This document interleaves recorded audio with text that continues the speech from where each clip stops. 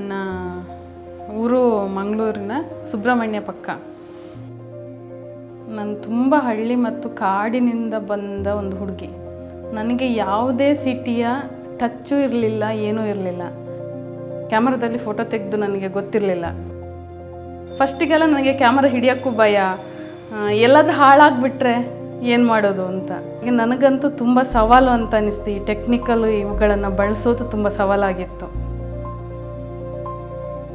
ಅದು ಬಿಟ್ಟು ಟಾಸ್ಕ್ಗಳು ಅಂತ ಬಂದಾಗ ನನಗೆ ಬೇಗ ಮಾಡೋಕ್ಕಾಗಲ್ಲ. ನನಗದು ಇಳಿಬೇಕು, ಒಳಗೆ ಇಳಿಯೋದೇ ನನಗದು ಸಿಗಲ್ಲ ಕೈಗೆ.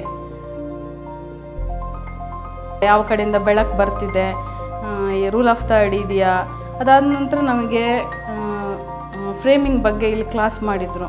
ಕ್ಲಾಸ್ ಮಾಡ್ತಾ ಮಾಡ್ತಾ ನನಗೇನು ಅರ್ಥ ಆಯಿತು ಅಂತಂದರೆ, ಫೋಟೋ ತೆಗೆಯುವಾಗ ನಾವು ಏನೇನು ಗಮನಿಸ್ಕೋಬೇಕು, ನಾವು ಏನೇ ವಿಡಿಯೋ ಮಾಡೋದಿದ್ರೂ ಕೂಡ ಅದು ಸ್ಟಿಲ್ ಆಗಿರಬೇಕು, ಮೂವ್ ಮಾಡಬಾರ್ದು ಅಂತ ನಾನು ಅರ್ಥ ಮಾಡಿಕೊಂಡೆ.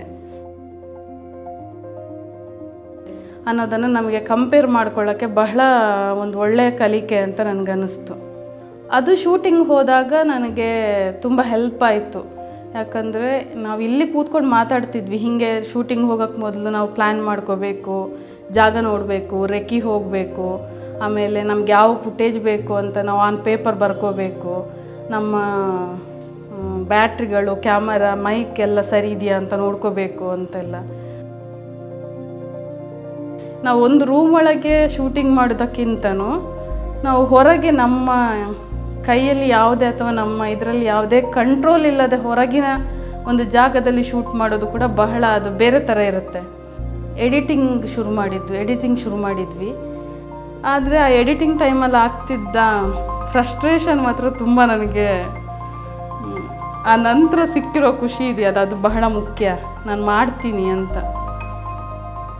ನನಗೆ ಇಷ್ಟು ಪ್ರೋಸೆಸ್ಸಲ್ಲಿ ಕಷ್ಟ ಆಗಿರೋದು ಎಡಿಟಿಂಗೇ, ಬಟ್ ಇಷ್ಟ ಆಗಿರೋದು ಎಡಿಟಿಂಗೇ.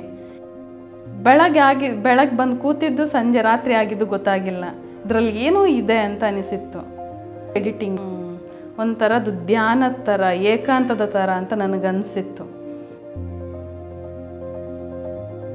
ನನಗೆ ಹೆಣ್ಮಗಳು ಅನ್ನುವ ಕಾರಣಕ್ಕೆ ಏನೂ ಮಾಡೋಕ್ಕಾಗಲ್ಲ ಅಂತ ಅವತ್ತು ಮನೆ ಬಿಟ್ಟು ಹೊರಟು ಹೋದ ನಾನು, ಇವತ್ತು ನಾನು ಇಂಥದ್ದೊಂದು ಜರ್ನಿ ಜೊತೆಗೆ ಇಲ್ಲಿ ಬಂದು ನಿಂತಿದ್ದೀನಲ್ಲ ಅನ್ನೋದು ಬಹಳ ಸವಾಲಿನ ಮಧ್ಯೆ ನಾನು ಬಂದು ಈ ಥರದ ಒಂದು ಸ್ಕಿಲ್ ಕಲ್ತ್ಕೊಂಡು ಇದು ನನ್ನ ಬದುಕಿಗೆ ಬಹಳ, ಎಲ್ಲಿ ಹೋದರೂ ಇದು ಬಹಳ ಮುಖ್ಯವಾದ ಸ್ಕಿಲ್ ಅಂತ ಅನಿಸ್ತಿದೆ. ಯಾಕಂದರೆ ಜಗತ್ತು ಇದ್ರ ಜೊತೆಗೆ ಮೂವ್ ಆಗ್ತಿದೆ ಮತ್ತು KFS ಮೀಡಿಯಾ ಅದನ್ನು ಚೆನ್ನಾಗಿ ನಮಗೆ ಅರ್ಥ ಮಾಡಿಸ್ತು. ಇರೋ ರೀತಿ ಕೂಡ ಬಹಳ ಚೆನ್ನಾಗಿತ್ತು. ಇವತ್ತಾಗಿಲ್ವಾ, ಓಕೆ ಆಗುತ್ತೆ, ಆಗದೇ ಇರೋದು ಏನಿಲ್ಲ, ಕಲಿಕೆ ಎಲ್ರಿಗೂ ಆಗುತ್ತೆ ಅಂತ ಹೇಳುವ ಕಲಿಕೆಯ ರೀತಿ ಬಹಳ ಮುಖ್ಯ ಅಂತ ನನಗನ್ಸಿರೋದು.